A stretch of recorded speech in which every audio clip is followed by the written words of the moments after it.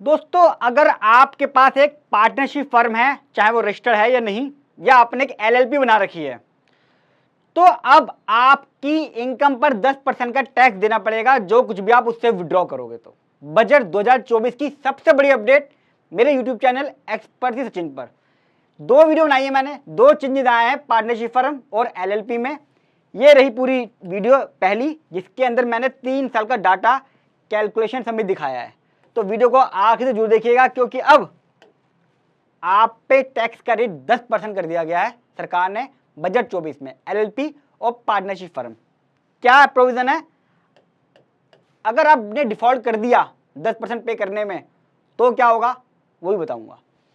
Partnership firm और LLP का जो भी पेमेंट होगी, उसके ऊपर पार्टनरशिप फर्म और एलएलपी 10% का टैक्स काटेंगी, 10% का टैक्स जमा कराना है। न्यू सेक्शन आया है 194T। कब से एप्लीकेबल है? 1/4/25 से, यानी कि असेसमेंट ईयर 26-27 हो गया, फाइनेंशियल ईयर हो गया 25-26। दोस्तों, कभी भी आप अगर बजट को देखेंगे, कई जगह लिखा हुआ है 1/4/25, तो वहां पे लिखा हुआ असेसमेंट ईयर 25-26, फाइनेंशियल ईयर 24-25 से लागू है। जैसे इसी केस में 2 केस हैं, एक केस तो लागू हो गया इसी साल से, एक केस लागू हो रहा है अगले साल से। 1/4/25 लिखा है क्योंकि टीडीएस के जो प्रोविजन होते हैं, जो भी मशीनरी प्रोविजन है, जो भी टीडीएस काटने वाले होते हैं, वो हमेशा उसी डेट से लागू होते हैं जो डेट लिखी होती है, आप पीछे से नहीं काटवा सकते। इसलिए 1/4/25 जो लिखा हुआ है, तो ये हो गया फाइनेंशियल ईयर 25-26। और इसी केस में जो पार्टनरशिप में रेमुनेशन है, तो दूसरी वीडियो बनाई है, वहां पे भी लिखा हुआ है 1/4/25, लेकिन वहां पे है असेसमेंट ईयर 25-26। इसलिए आपको बजट पढ़ना भी आना चाहिए। चलिए आगे आता हूं। क्या कहती है सरकार कि अगर आप एलएलपी या पार्टनरशिप फर्म से सैलरी ले रहे हैं, रेमुनेशन ले रहे हैं, बोनस ले रहे हैं, इंटरेस्ट कमीशन ले रहे हैं, या कोई भी पेमेंट ले, किसी भी नाम से बोल दें आप उसको, आप लिख दें उस पर ग्रेशिया, आप उसको लिख दें गिफ्ट, आप उसको लिख दें ओवर टाइम, कुछ भी लिख दें बुक्स में, कोई फर्क नहीं पड़ेगा। अगर वो ऑथराइज है डीड में, देखो दोस्तों, डीड में अगर ऑथराइज होगी तो ही आपको पार्टनरशिप फर्म से या एलएलपी से रेमुनेशन मिल सकता है, अदरवाइज नहीं। ये एक्ट में डिफाइंड है। इसलिए एलएलपी और पार्टनरशिप हमेशा किसी प्रोफेशनल से बनवाएं, खुद गूगल से फॉर्मेट निकाले कभी ना भरें। अगर आपने ये सब लिया है तो आपको 10% का टैक्स देना पड़ेगा हर बार, एक्सेप्ट कैपिटल अकाउंट विड्रॉ करते हो तो कोई दिक्कत नहीं है। अगर आपका कैपिटल अकाउंट चलता हुआ आ रहा है, आप उससे अपनी कैपिटल विड्रॉ करते हो पार्टनरशिप फर्म से या एलएलपी से, तो आपको उसके ऊपर 10% का टैक्स पे नहीं करना, बाकी सब पे 10% का टैक्स पे करना है। लिमिट सरकार ने क्या लगाई है? 20,000 से ज्यादा हो एक फाइनेंशियल ईयर में। यार 20,000 में आजकल क्या होता है मुझे तो समझ नहीं आ रहा। कम से कम इसको 4-5 लाख तो कर देते, ताकि ये झमेला नहीं पड़ता, क्योंकि ये एक्स्ट्रा बर्डन है। अभी मैं 1 लाख रुपए ले रहा था, अब सरकार के एक प्रोविजन से 90,000 रुपये हो गया, मेरा इनफ्लो कम हो गया, और सिर्फ 20,000 की लिमिट है। 20,000 रुपये मतलब ये लिख देते कि कोई भी पैसा विड्रॉ करे। 20,000 रुपये से क्या मतलब आपका कि चीनी चोरी कर लो तो बच जाओगे, वरना नहीं। क्या सोच के 20,000 रुपये करा, चलो कोई नहीं। तो अगर ये प्रोविजन आप पे फुलफिल होते हैं तो आपको 10% का टैक्स काटना है। मैंने कुछ चार्ट बनाया दोस्तों यहाँ पे कि किस किस केस में येस और नो रहेगा। ये रहा पीपीटी डिस्क्रिप्शन बॉक्स में, जो कैलकुलेशन है लास्ट पेज पे वो भी है, आप अपने फैक्ट भी वेरीफाई कर लेना। पहला केस नेचर ऑफ पेमेंट, दूसरा यहाँ पे टीडीएस 194T। हम बात कर रहे हैं सिर्फ जो पेमेंट पार्टनर लेंगे, पार्टनर, वर्किंग पार्टनर, वो भी, क्योंकि स्लीपिंग पार्टनर का रेमुनेशन अलाउ नहीं होता तो उसको कोई देता भी नहीं है। वर्किंग पार्टनर को दे रहे हैं, किसी इंप्लॉय की बात नहीं कर रहे। इंप्लॉय में सेक्शन 192B लगेगा, जो बाकी सैलरी वालों पे लगते हैं। ये हम बात कर रहे हैं पार्टनर्स का, क्योंकि अभी तक पार्टनर पैसा जितना भी ले लेता उस पर टैक्स लगता नहीं था। अगर आप सैलरी ले रहे हो या रेमुनेशन, जो पार्टनरशिप फर्म से हम पैसा लेते हैं, जनरली हम लोग सैलरी बोलते हैं, लेकिन वो सैलरी नहीं होती, उसे रेमुनेशन बोलते हैं, और वो बिजनेस इनकम होती है। ये पूरी की पूरी जो यहाँ तो बता रहा हूँ मैं, ये बिजनेस इनकम है, बिजनेस इनकम। पता नहीं आप लोगों को पता नहीं पता ये चीज, ठीक है। सैलरी पे कटेगा यस। कमीशन इनकम लिया आपने, आप पार्टनर हो, अच्छी सेल करते हो, आप कहते हो भैया मैं 5% कमीशन लूंगा, मैंने इतनी सेल कर दी है as a behalf of partner, वो भी बिजनेस इनकम में काउंट होती है। यस, टीडीएस कटेगा 10%। आप साल के अच्छे काम करते हो, बहुत बोनस मिलता है, 10% टीडीएस कटेगा, यस। इंटरेस्ट लेते हो कैपिटल में, आपने कुछ कैपिटल अकाउंट आपका खड़ा हुआ है, फिक्स है, और आप उस पर इंटरेस्ट लेते हो और आपकी डीड में भी मेंशन है ये चीज़, तो 10% टीडीएस कटेगा।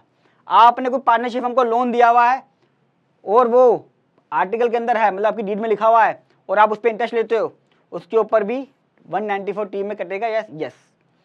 आप कुछ पैसा विड्रॉ करते हो, ड्राइंग्स बोलते हैं जिसे हम, आप कैपिटल विड्रॉ करते हो या आप उससे प्रॉफिट जो एग्जेम्प्टेड है वो विड्रॉ करते हो, नो, उसके ऊपर टीडीएस नहीं कटेगा। हो सकता है आप कुछ पैसा लेते हो पार्टनरशिप फर्म के बिहाफ पर और खर्चा करते हो, जिसे हम बोलते हैं इंटरेस्ट अकाउंट। मान लो आप रियल एस्टेट के काम कर रहे हो, कुछ भी कर रहे हो, आप कहते हो यार मुझे 5 लाख रुपए दे, मुझे बार बार बिजनेस करना पड़ता है, यूपीआई करनी पड़ती है, मैं बार बार फर्म से कहाँ से पैसा मांगता रहूँगा, मुझे घूमने जाना है मुझे दे, मैंने होटल बुक कराना है मुझे दे, तो उस पर नहीं कटेगा। वहाँ लिखा हुआ है any sum in the nature of salary, remuneration, commission, bonus, interest on capital, interest on loan, word दिया हुआ है तो इस पर भी कटेगा। अच्छा, हो सकता है कि आप पार्टनरशिप फर्म से अपने नाम पे लैंड प्रॉपर्टी कुछ करा लें, स्टॉक ले लें, कुछ भी कर लें डिस्ट्रीब्यूशन के टाइम पे, तो भी टीडीएस नहीं कटेगा। दोस्तों अगर आप टीडीएस जमा नहीं कराते हैं तो क्या होगा, देखिए बाकी जो प्रोविजन थे उसमें अगर आप टीडीएस जमा नहीं कराते हो तो आपको खर्चा नहीं मिलता, खर्चा डिसला हो जाएगा, उसका 30% और उसके ऊपर टैक्स पे करना पड़ता है। लेकिन सेक्शन 194T के अंदर ऐसी कोई भी कंडीशन नहीं है कि अगर आप टीडीएस नहीं काटोगे तो आपका खर्चा डिसला हो जाएगा। हाँ, आप असेसिन डिफॉल्ट हो जाओगे टीडीएस की नज़र में तो आपके ऊपर पेनल्टी लग सकती है और साथ में आपको इंटरेस्ट पे करना पड़ेगा जितना अमाउंट टीडीएस का था, तो टीडीएस काट लीजिएगा। अब कैलकुलेशन 3 है मेरी, आपसे रिक्वेस्ट है कि जो दूसरा पार्ट डाला है पार्टनरशिप फर्म का वो चेक कर लीजिएगा, तभी आपको ये कैलकुलेशन समझ में आएगी। क्यों? क्योंकि फाइनेंशियल ईयर 23-24 का तो ओल्ड हो गया प्रोविजन, 24-25 के अंदर चेंजेस आया है, लिमिट बढ़ गई है पार्टनरशिप रेम्युनरेशन कैलकुलेशन करने की। 25-26 के अंदर पार्टनरशिप फर्म की रेम्युनरेशन तो बढ़ी गई है, साथ में टीडीएस भी है, तो मैंने इसलिए 3 कंपैरिजन आपके लिए बना दिए हैं। देखो यही फायदा है प्रैक्टिकल का, इसी बात पे वीडियो को लाइक कर दीजिएगा और चैनल को सब्सक्राइब कर लीजिए कि मैंने आपके लिए पूरा तैयार कर दिया है ताकि आप कंफ्यूज ना हो, आप मेरी वीडियो से परफेक्ट ओपिनियन दे सकते हो किसी को भी कि किस साल में क्या हुआ है। एग्जाम्पल देता हूँ आपको, वो पार्ट दूसरा जरूर देख लीजिएगा, कैलकुलेशन पूरी समझनी कैसे करा है मैंने ये।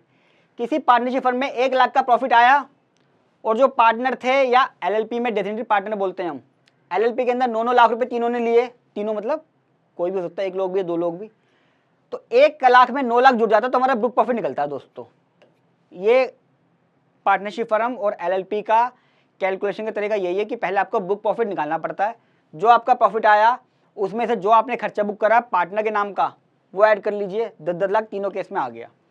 अब फाइनेंशियल 23-24 में जो लिमिट थी वो मैंने लगा दी, 3 लाख की लिमिट थी, अब वो हो गई 6 लाख की, तो कितना खर्चा अलाउ हुआ, 6,90,000। स्क्रीन पे दिख भी रहा है कि इस साल 23-24 में क्या लिमिट थी, जो भी गया है, होता कुछ लोग अभी भी आइटम भर रहे हो, भरने वाले हो या भर चुके हों, तो ये आपकी लिमिट 6,90,000 हो गया। यानी कि 23-24 में आपने 9 लाख लिया था, अलाउ हुआ 6,90,000, तो फर्म में डिसलाउ हो गया 2,10,000, तो कितने पे पार्टनर टैक्स पे करेगा, 6,90,000 पे। टैक्स कुछ काटा नहीं और इनकम कम थी, 7 लाख तक तो टैक्स कोई है ही नहीं, रिबेट मिल जाती है, तो मेरा टैक्स बना 0। अब आता हूं मैं यहाँ पे, 1 लाख का मेरा P&L, 9 लाख मैंने रेम्युनरेशन दिया, मैंने ऐड कर दिया, मेरा बुक प्रॉफिट आ गया 10 लाख रुपए का। फाइनेंशियल 24-25 जिसके अंदर लिमिट बढ़ गई है, रेम्युनरेशन की लिमिट बढ़ गई है, तो यहाँ मेरा 6,90,000 आ रहा था, अब मेरा हो गया 7,80,000 अलाउड। तो क्या हुआ, डिसलाउ कितना होगा फर्म में, पहले 2,10,000 हुआ, अब 1,20,000 डिसलाउ होगा।